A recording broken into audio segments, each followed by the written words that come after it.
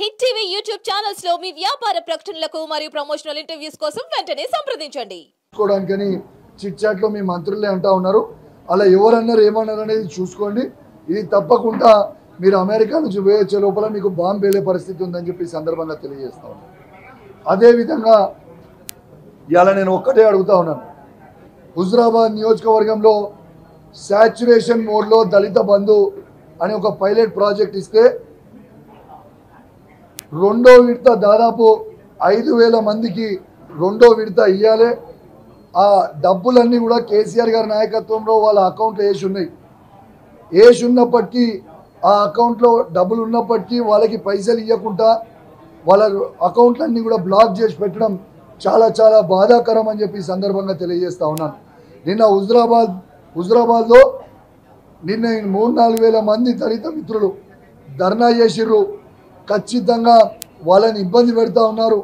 నేను ఒక్కటే అడుగుతా ఉన్నాను, ఈ ప్రభుత్వానికి వీళ్ళ మేనిఫెస్టోలో కేసీఆర్ గారు దళిత బంధు 10 లక్షల రూపాయలు ఇస్తారు కదా, మేము 12 లక్షలు ఇస్తామని చెప్పారు. మరి అది ఎందుకు ఇస్తలేరు? ఆ 12 లక్షలు ఇచ్చుడు దేవుని గారుగా కానీ ఉన్న డబ్బులు మాత్రం మీరు రిలీజ్ చేస్తలేరు. దయచేసి మిమ్మల్ని రిక్వెస్ట్ చేస్తూ ఉన్నాను, డిమాండ్ చేస్తూ ఉన్నాను, వెంటనే ఆ దళిత బంధు రెండో విడత హుజురాబాద్ నియోజకవర్గంలో రిలీజ్ చేయాలి. మీరు రిలీజ్ చేయకపోతే మాత్రం మీరు తీవ్రమైన పరిణామాలు ఎదుర్కొనే పరిస్థితి వస్తుంది. నేను ఖచ్చితంగా ఈ దళిత బంధు గురించి అసెంబ్లీలో మాట్లాడదాము, మైక్ ఇవ్వండి అని అంటే వీళ్ళు మైక్ ఇచ్చే పరిస్థితి లేదు.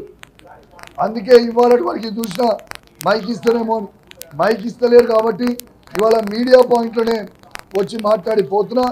దయచేసి వెంటనే మా దళిత బంధు ఉన్న రెండో విడతని హుజురాబాద్ నియోజకవర్గంతో పాటు యావత్ తెలంగాణలో ఉన్న ప్రతి దళితునికి ఎవరికైతే ఇచ్చినామో ఆ కుటుంబాలకి అందరికీ కూడా వెంటనే విడుదల చేయాలి డబ్బులు అని నేను డిమాండ్ చేస్తూ ఉన్నాను.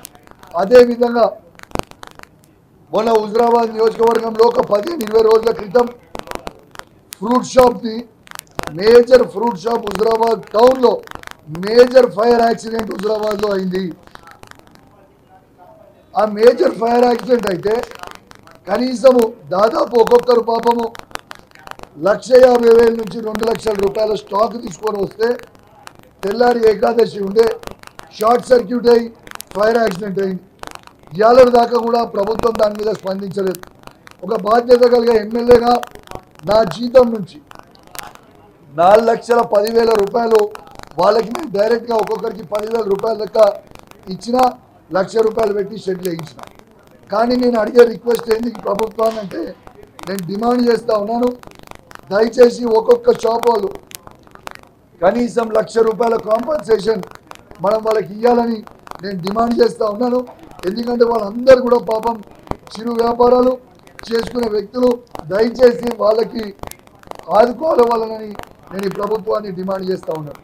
ఇంకా అన్నిటికంటే ఇంపార్టెంట్ పాయింట్ కూడా ఒకటి, నా హుజురాబాద్ నియోజకవర్గంలో ప్రెస్ మిత్రులకి నేను ప్లాట్స్ ఇవ్వడం జరిగింది. దయచేసి మా హుజురాబాద్ నియోజకవర్గంలో ఉన్న ప్రెస్ మిత్రులకు ఇచ్చిన ప్లాట్స్ని కాంగ్రెస్ వాళ్ళే కేసులు వేయించి ఇలా ఆపుతా ఉన్నారు, ప్రెస్ మిత్రులని ఇబ్బంది పెడతా ఉన్నారు. నేను చెప్తున్నా, ఇది మంచి పద్ధతి కాదు. ఖచ్చితంగా కేసు వేసిన వ్యక్తి మంత్రి పొన్నం ప్రభాకర్ గారి శిష్యుడు.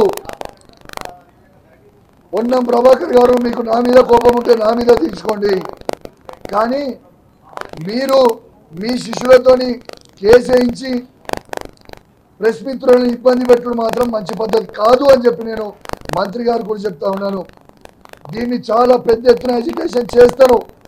మీరు మీ వాళ్ళతోని మర్యాదగా కేసు విత్డ్రా చేసుకొని ఆ ప్రెస్ మిత్రులు పాపం ఒక్కొక్కరు వాళ్ళ జీవితంలో 40 ఏళ్ళు పనిచేసిన సీనియర్లు ఉన్నారు. వాళ్ళందరూ కూడా వాళ్ళ కడుపు మీద కొట్టడం నీకు తగ కాదు అని చెప్పి నేను చెప్తా ఉన్నాను. చాలా కష్టపడి కేసీఆర్ గారిని ఒప్పించి ప్రెస్ మిత్రులకి అందరికీ కూడా ఇవాళ హుజురాబాద్లో ఇస్తే ఇట్లా ఇబ్బంది పెట్టడం మాత్రం మంచి పద్ధతి కాదని తెలియజేస్తూ, ఖచ్చితంగా మళ్ళొక్కసారి చెప్తున్నా, ఆ ప్రెస్ మిత్రులందరినీ కూడా ఖచ్చితంగా వెంటనే ఆ ప్లాట్ను రిలీజ్ చేయాలని చెప్పి నేను డిమాండ్ చేస్తూ సెలవు తీసుకుంటా ఉన్నాను. జై తెలంగాణ, జై KCR. Thank you very much.